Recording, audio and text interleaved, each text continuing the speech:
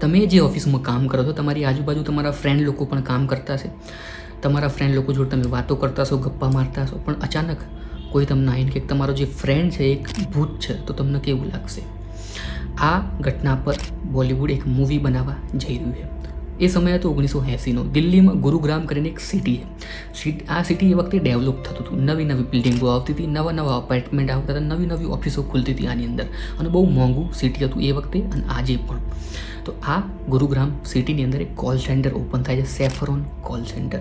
આ call centre open થઈ ગયું હતું. બધા છોકરા છોકરીઓ આ કોલ સેન્ટરમાં કોલિંગ માટે, જોબ કરવા માટે આવતા હતા. ધીમે ધીમે આ કોલ સેન્ટર મોટું થયું. બીજા છોકરા છોકરીઓ કામ કરવા માટે આવતા હતા.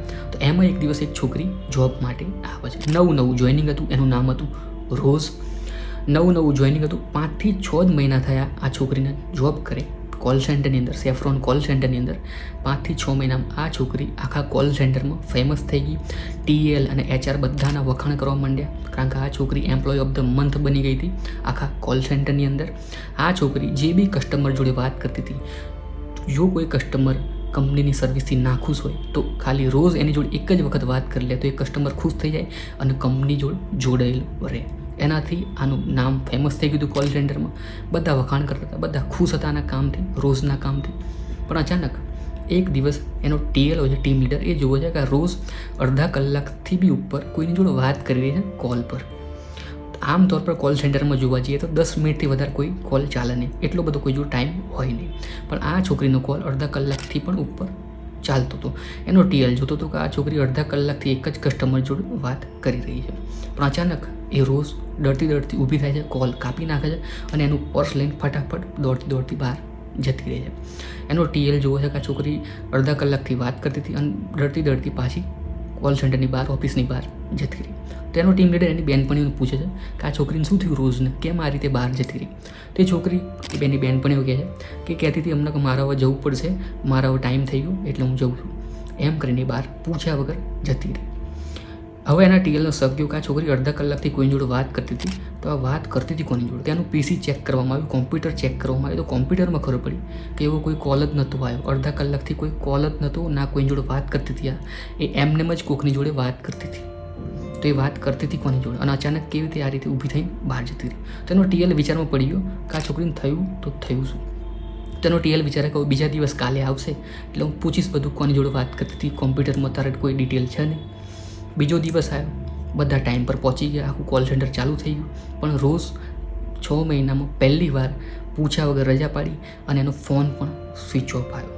તેના TLનો શક ગયો કે આ છોકરીને થયું તો થયું શું? અચાનક 6 મહિના સુધી એણે કોઈ રજા ના પાડી અને આજે પહેલી વાર પૂછ્યા વગર રજા પાડી અને એનો ફોન પણ નથી લાગતો.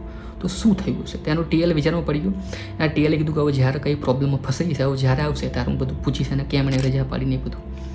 તો 3 થી 4 દિવસ વીત્યા, 5 થી 6 દિવસ વીતી ગયા, 10 દિવસ વીતી ગયા. ના રોજનો કોલ લાગતો હતો, ના એ ઓફિસે આવતી હતી. TL એના ટીમ લીડરે એને 2 પાક્કી બેનપણીઓને પૂછ્યું કે આ છોકરીને શું થયું, કેમ તમારી જોડે વાત થાય છે, તમારી જોડે કોલ પર વાત થાય છે, કેમ નથી આવતી? તો એ બંને છોકરીઓ કીધું, એની ખાસ બેનપણીઓએ કે એનો ફોન જ નહીં લાગતો, અમને કશી એની ખબર નથી ક્યાં ગઈ, શું ગઈ. હવે એના ટીમ લીડરને ટેન્શન થયું કે આ છોકરી જોડે કંઈ ખોટું તો નહીં થયું. તો એની બેનપણીઓને કીધું એના ટીમ લીડરે કે તમે કાલે ભલે 2 કલાક લેટ આવો, પણ એના ઘેર આંટો મારતા આવજો, જોતા આવજો કે એની તબિયત સારી છે, કેમ નહીં આવતી, કેમ ફોન સ્વિચ ઓફ આવો છે, એની તબિયત તો સારી, એની જોડે કંઈ ખોટું તો નહીં થયું, એકવાર ચેક કરતા આવજો, કાલે ભલે લેટ આવો. તો આ બંને બેનપણીઓ એના ઘેર જવાનું ચાલુ કરે છે. પ્લાન બની ગયો હતો. TL રજા આપી દીધી હતી, 2 કલાક લેટ આવજો. તો બંને બેનપણીઓ એના ઘેર જાય છે. દરવાજો ખખડાવે છે. દરવાજો ખોલે છે 45 વર્ષના એક કાકા. દરવાજો ખોલે છે. આ બંને બહેનપણીઓ કહે છે કે અમારી એક ફ્રેન્ડ છે રોજ, અમે એને મળવા આવ્યા છીએ, અમે એની જોડે કોલ સેન્ટરમાં કામ કરીએ છીએ. છેલ્લા 10 દિવસથી આ છોકરી આવતી નથી, ના ફોન ઉપાડે છે, ફોન એનો સ્વિચ ઓફ આવે છે. અમે ખાલી પૂછવા કે એને કંઈ થયું તો નહીં ને, ઓફિસમાં બધા પૂછે છે, એની ચિંતા કરે છે.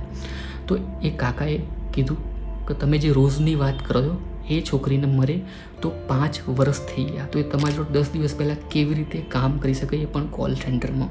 આવી રહ્યો એનો દિવાલ પર લટકેલો ફોટો. આ સાંભળીને એની બંને બહેનપણીઓ નીચે જમીન નીકળી ગઈ. બંને એટલી શોકમાં આવી ગઈ કે આ છોકરી 5 વર્ષ પહેલાં મરી ગઈ છે, તો આ છોકરી અમારા જો કોલ સેન્ટરમાં બેસીને વાતો કરી, ગપ્પા માર્યા, કોલ કર્યા, એમ્પ્લોય ઓફ ધ મંથ બની, તો આ છોકરી બની તો બની કેવી રીતે? અને અમારા જોડે મરી ગયા પછી કોલ સેન્ટરમાં કેવી રીતે આવી? આ બધું સાંભળીને બંને છોકરીઓ ડરતી ડરતી પાછી ઓફિસમાં જાય છે. ઓફિસમાં જઈને બધાના વાત કરે છે, પણ કોઈ વાત માનતું નથી. એનો ટીએલ એના ઘેર જાય, એના મા બાપને મળે છે, તો આ વાત આખી સ્ટોરી સાચી નીકળે છે કે આ છોકરી 5 વર્ષ પહેલાં મરી ગઈ હતી. આખી સ્ટોરી કોલ સેન્ટરમાં ફેમસ થઈ ગઈ હતી. આખી ઓફિસમાં બધા ધીમે ધીમે જોબ છોડતા ગયા. પેલી બે એની જે બેનપણી હતી એનું બીજા દિવસે એક બેનપણીનું હાર્ટ એટેકથી મોત થઈ ગયું, અને બીજી બેનપણીને આજે પણ કોઈ રોઝનું નામ લે નહીં આગળ તો એ ગાંડી થઈ જાય. એનું જે માનસિક સંતુલન છે એ હલી ગયું છે. એ જ વિચારમાં છે કે રોઝ હતી તો હતી કોણ, જે અમારી જોડે 5 વર્ષ પહેલાં મરી ગઈ, તો અમારી જોડે કેવી રીતે કોલ સેન્ટરમાં એણે કામ કર્યું. આ વાત એટલી બધી ફેમસ થઈ ગઈ, આ કિસ્સો એટલો બધો ફેમસ થઈ ગયો, આ બોલિવૂડ સુધી પહોંચી ગયું. અને બોલિવૂડ આ ઘટના પર, સત્ય ઘટના પર મૂવી બનાવવા જઈ રહ્યું છે, રોઝી ધ સેફ્રોન ચેપ્ટર નામથી. આની અંદર વિવેક ઓબરોય અને પલક તિવારીનું મૂવી આ વર્ષે રિલીઝ થવાનું છે. પણ એ છોકરી કોણ હતી, કેમ આવી હતી આ કોલ સેન્ટરમાં જોબ કરવા માટે, 5 વર્ષ પહેલાં મરી ગઈ હતી, તો આ કોલ સેન્ટરમાં કેવી રીતે આવી, એનું રહસ્ય એ બહાર પડ્યું કે આ જે બિલ્ડિંગ બની હતી ગુરુગ્રામની અંદર, એની નીચે કબ્રિસ્તાન હતું પહેલાં, એની ઉપર આ બિલ્ડિંગ બની હતી. એટલા છોકરીની આત્મા કોલ સેન્ટરમાં ભટકતી હતી. ધીમે ધીમે આ કોલ સેન્ટરની અંદર અજીબ હરકતો થવાની ચાલુ થઈ ગઈ. એની બે બહેનપણીઓ જોબ છોડી દીધી, ધીમે ધીમે બધાએ જોબ છોડી દીધી. આ કોલ સેન્ટરની અંદર જે બી કામ કરતું, કોઈ વાર બાથરૂમના દરવાજા બંધ થઈ જાય, ટોયલેટના અચાનક જ ઓટોમેટિક, કોઈ વાર બાથરૂમની અંદરથી કોઈ છોકરીની ચીસો સંભળાય, બૂમો સંભળાય, કોઈ વાર બેઝમેન્ટમાં જો સિક્યોરિટીવાળો બેઠો હોય તેનો કોઈ પગ ખેંચે, એવી અજીબ હરકતો આ કોલ સેન્ટરમાં થવા માંડી. ઓલરેડી બધા રોઝના આ જે ઇન્સિડન્ટ્સ થયો તેનાથી બધા ડરતા તો હતા, પણ આ રીતે કોલ સેન્ટરમાં આવી બધી ઘટના ઘટી તો બધાએ આની અંદરથી જોબ છોડી દીધી.